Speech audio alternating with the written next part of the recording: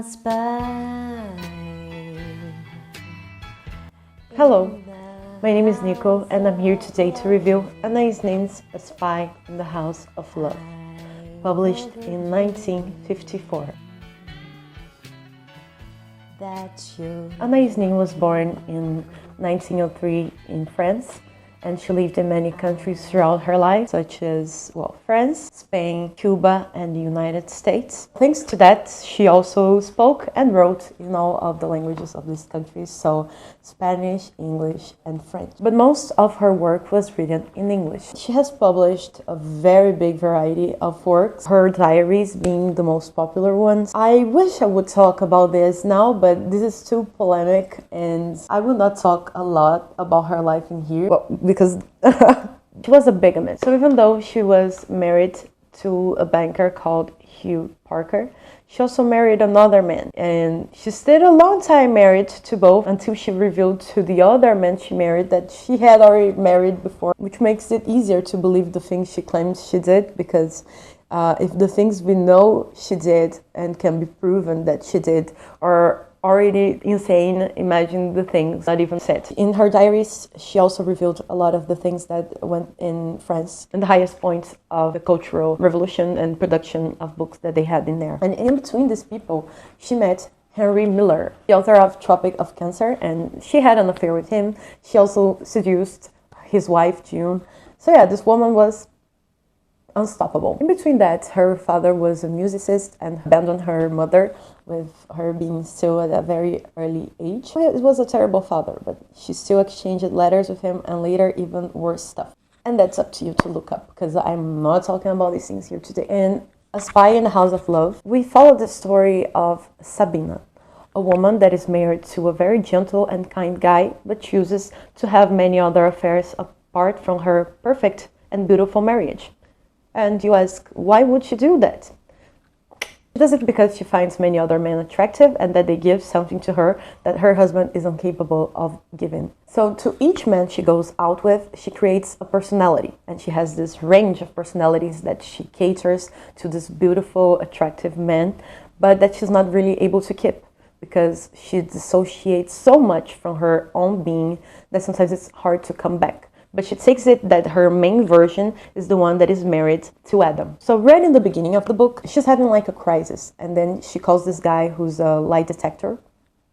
And then she starts venting out to him, to tell him about the things she's done, because she doesn't really have a friend to talk about these things. In between the things they talk about on the phone, I find this phrase to be very interesting. The lie detector says to her, "I think we are more severe judges of our own acts than professional judges. We judge our thoughts, our intents, our secret curses, our secret hates, not only our acts." And then she realizes that this is getting a little bit dangerous, and she decides to turn the phone off. But the lie detector is very intrigued about the things she's been saying, so he decides to find where is this person that called him and follow her, going on around with her life and doing the things she's already been doing for a long time. And she has this feeling that someone is following her. She doesn't really picture that it's probably the lie detector, because it's not a new feeling in her agenda. And she just keeps going with her life, even though she still feels anxious and paranoid about it. In order to create this different act, because she's supposed to be an actress, but she really doesn't act on it professionally, but she does it to get a kick out of life, she has to dismember all of these other parts of her, all of these other faces she possesses. She does her makeup in a certain way,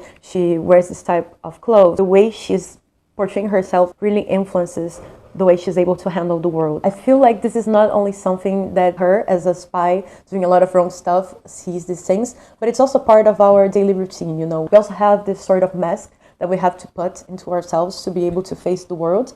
So this is basically what she's describing in here.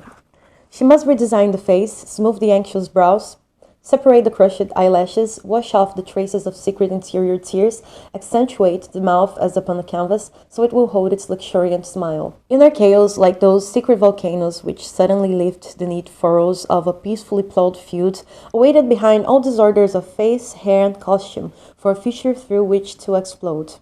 What she saw in the mirror now was a flushed, clear-eyed face, smiling, smooth, beautiful.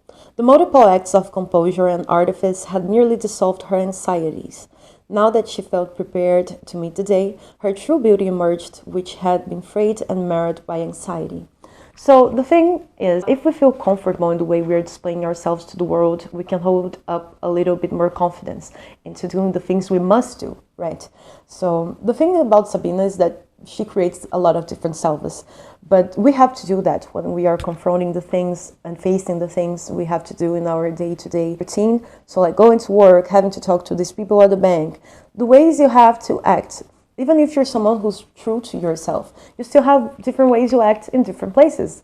That's just basic to human behavior. Overall, we really have to create these different selves to adapt to different moments of our life. And that depends not only on the place, in the environment, but also on the people and how you're feeling on that day. Saying about putting on faces and putting on masks to adapt to different environments has been approached by other authors as well, two of which I have reviewed here on my channel. So one of them is Hermann Hesse with Steppenwolf, because there's a point in the book that he talks about how people have different types of personality, and even within their personalities, types of animal personalities like fox, like wolf. And there's also Clarice Lispector in The Passion According to G.H. The protagonist, she does the best she can to get out of herself and look back at the concept of what makes herself the person she is. And to do that, she has to unglue herself from the matter and the ideas that she already constructed in her mind, because she knows that the way you are perceived, no one has exactly the same perception. Whereas G.H.'s personality is a lot more consistent than Sabina's, and she knows how to balance the going in to your inner self and to your outer self, and balancing when she comes and she goes as in waves. But Sabina has a range of personalities, so it's harder for her to return to her original self. Overall, these perspectives we have are all dependent on our own upbringing and upcoming into the earth, and we cannot really do anything about the ways people perceive us. It's just up to us behave and do things that we believe sit down well with us. For the first time on this bleak early morning walk through New York streets, not yet cleaned of the night people, cigarette butts, and empty liquor bottles, she understood Duchamp's painting of a nude descending staircase. 8 or 10 outlines of the same woman, like many multiple exposures of a woman's personality, neatly divided into many layers, walking down the stairs in unison. I like the way that Anaïs connects herself to art and to music, and in here I looked at this painting while I was reading this, and it made so much sense. These unassembling conjunctions of specters of oneself. She's been roaming around for so long without a real purpose other than seeking desire. It's very interesting to see these fragments of Sabina going around the streets. I've already mentioned in the beginning that she sees her husband more as a fatherly figure, but she also feels like he doesn't have that wildness while they're having sex. Feels like he's too stiff and he's not really able to lose himself into the moment. Alan slept so peacefully. Even in sleep, he maintained the serenity of gestures.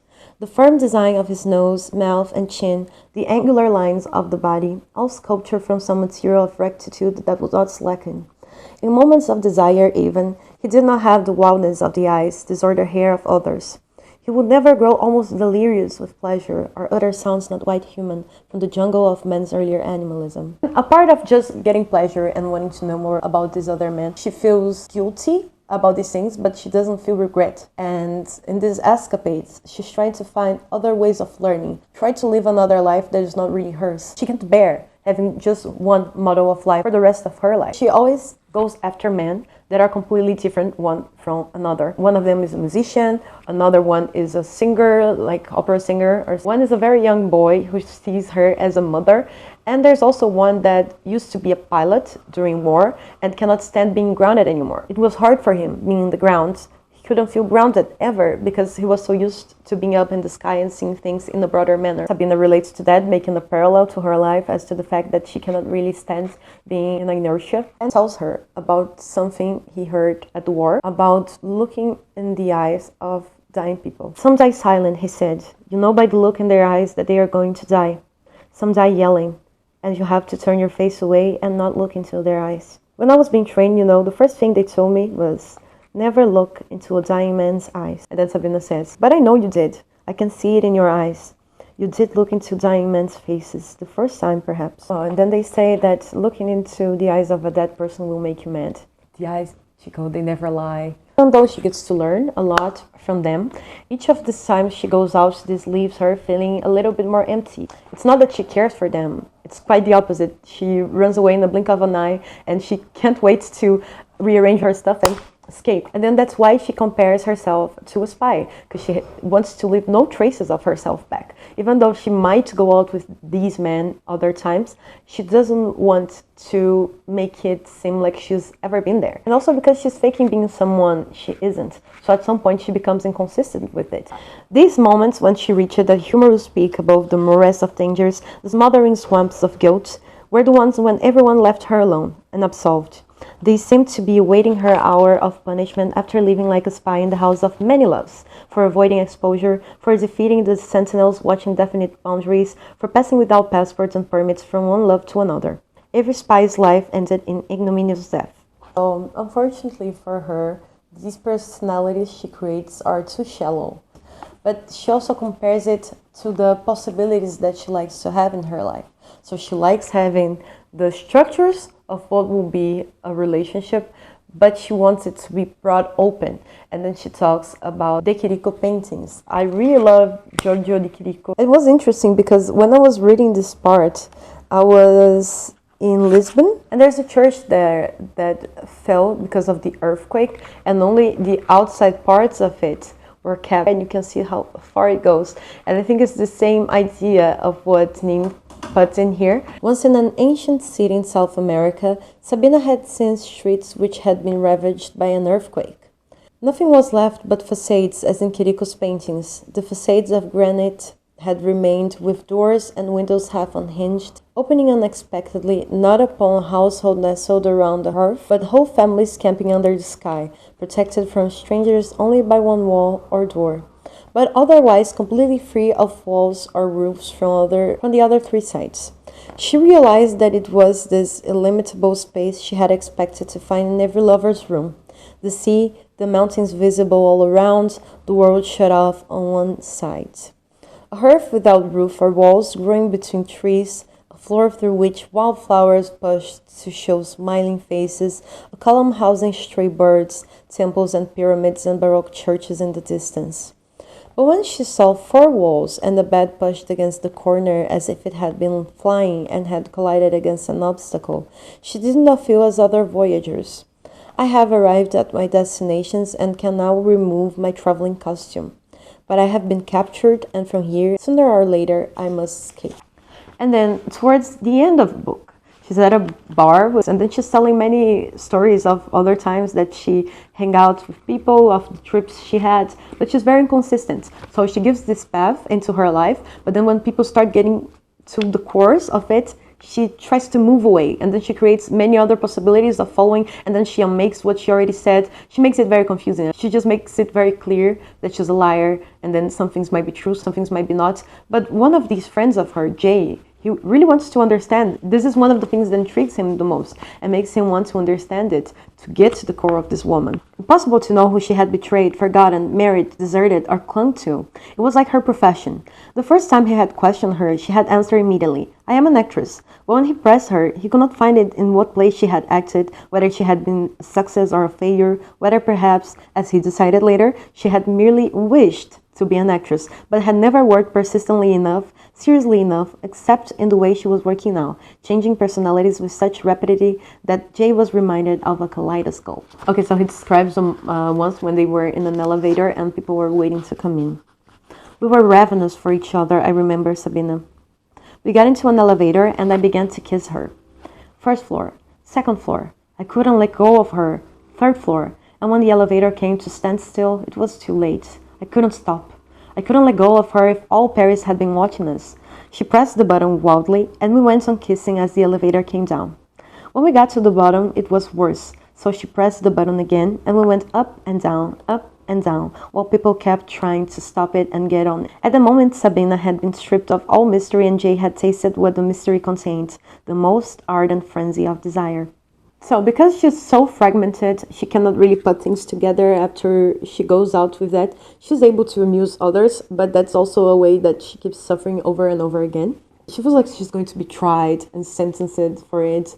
And then the lie detector finally approaches her after observing her for a long time, trying to talk to her to understand. Then they go back to something we saw right in the beginning with what the lie detector said to her at first and what her other colleague at the bar tells her when they are having the conversation with the lie detector. We are much more severe judges of our own acts. We judge our thoughts, our secret intents, our dreams even. We never considered the mitigating circumstances. And then at the end, these other people conclude that she will just feel worse doing these things. But we know that many people do wrong things like this and they never feel any sort of regret. And upon this conversation, she feels that she's losing up herself and trying to understand where all of these is going. At the end, she feels trapped inside herself without being able to be consistent with her identity. I really like this book. I think it holds a great message about identity, how one lives with the bad things they've done, and also to try to understand how a mind of a person that is like that works. So yeah, this sexual liberation of Sabina, a woman in a male-dominated field, and also a great way of seeing how these people's minds might work. Of course, people have different things that move them into doing this sort of stuff, but we can get a snippet of how this might work in these people's minds. It's no wonder Jim Morrison wrote a song based on this book. I mean, he was also a man of many affairs, right? And well, I would also like to recommend you, of course, 3 songs.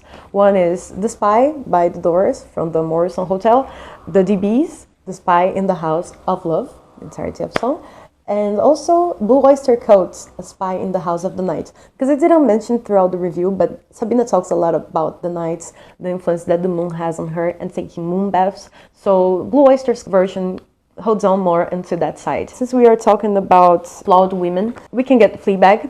Doesn't show a woman doing only good stuff. The things she's been doing that might not be very morally or ethically accepted. It's just a representation of how true people live in the real world. We also have Bête du Jour by Buñuel, featuring Catherine Deneuve, which is also a woman that has a very safe marriage. She loves her husband, but at the same time, she not only has sexual escapades with men, but she's prostituting herself. With her, there's also a degrading sort of fetish going on.